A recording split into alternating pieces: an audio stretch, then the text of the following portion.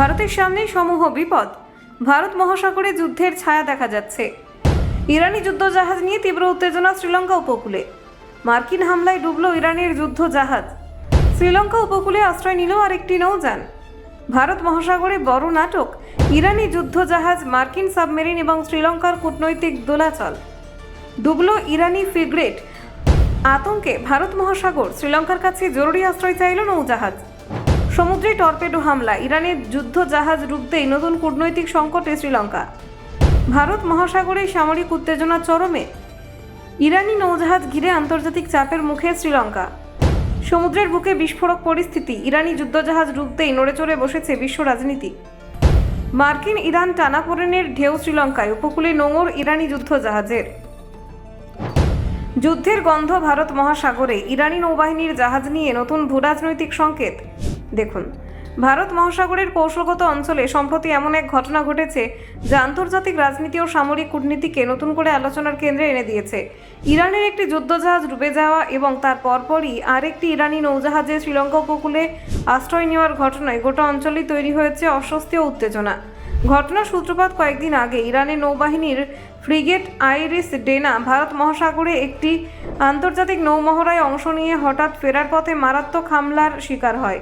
মার্কিন নৌবাহিনীর একটি সাবমেরিন থেকে ছোড়া টর্পেডোর আঘাতে জাহাজটি শ্রীলঙ্কার দক্ষিণ উপকূলের কাছাকাছি সমুদ্রে ডুবে যায়। এই ঘটনায় বহু নাবিক প্রাণ হারান এবং অনেকেই নিখোঁজ হয়ে যান। পরবর্তীতে উদ্ধার অভিযানে কিছু নাবিককে জীবিত অবস্থায় উদ্ধার করা হলেও নিহতের সংখ্যা দ্রুত বেড়ে যায়। এই ঘটনাটি আন্তর্জাতিক সমুদ্র সীমায় ঘটলেও তার প্রভাব পড়ে গোটা ভারত মহাসাগর অঞ্চলে। এই দুর্ঘটনার পর পরিস্থিতি আরও জটিল হয়ে ওঠে, কারণ ইরানের আরেকটি নৌজাহাজ আইরিশ বুসরের শ্রীলঙ্কার উপকূলের কাছে এসে সাহায্য চায়। জাহাজটির একটি ইঞ্জিন বিকল হয়ে যাওয়ায় সেটি চলাচলে সমস্যায় পড়ে এবং শ্রীলঙ্কা সরকারের কাছে জরুরি সহযোগিতা প্রার্থনা করে।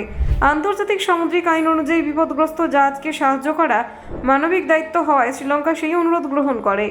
শ্রীলঙ্কা সরকার জানায়, জাহাজটি সরকারি বন্দরে ঢুকতে দেওয়া হয়নি, বরং উপকূল থেকে কিছুটা দূরে নোঙর করতে বলা হয়েছিল। পরে নিরাপত্তা এবং মানবিক দিক বিবেচনা করে জাহাজে থাকা 2 শতাধিক নাবিককে নিরাপদে উপকূলে নিয়ে আসা হয়। তাদের চিকিৎসা, পরীক্ষা, খাদ্য ও অস্থায়ী থাকার ব্যবস্থা করা হয় শ্রীলঙ্কা নৌবাহিনীর তত্ত্বাবধানে। এই পুরো ঘটনাটি শ্রীলঙ্কাকে অত্যন্ত সূক্ষ্ম এক কূটনৈতিক অবস্থানে দাঁড় করিয়েছে। একদিকে যুক্তরাষ্ট্র বিশ্বের অন্যতম শক্তিশালী সামরিক শক্তি এবং শ্রীলঙ্কার গুরুত্বপূর্ণ অর্থনৈতিক অংশীদার, অন্যদিকে ইরান ও দেশটির জন্য একটি গুরুত্বপূর্ণ বাণিজ্যিক সহযোগিতা, বিশেষ করে চা রফতানির ক্ষেত্রে। ফলে কোন পক্ষকে অসন্তুষ্ট না করেই পরিস্থিতি সামাল দেওয়া শ্রীলঙ্কা সরকারের জন্য বড় চ্যালেঞ্জ হয়ে দাঁড়িয়েছে।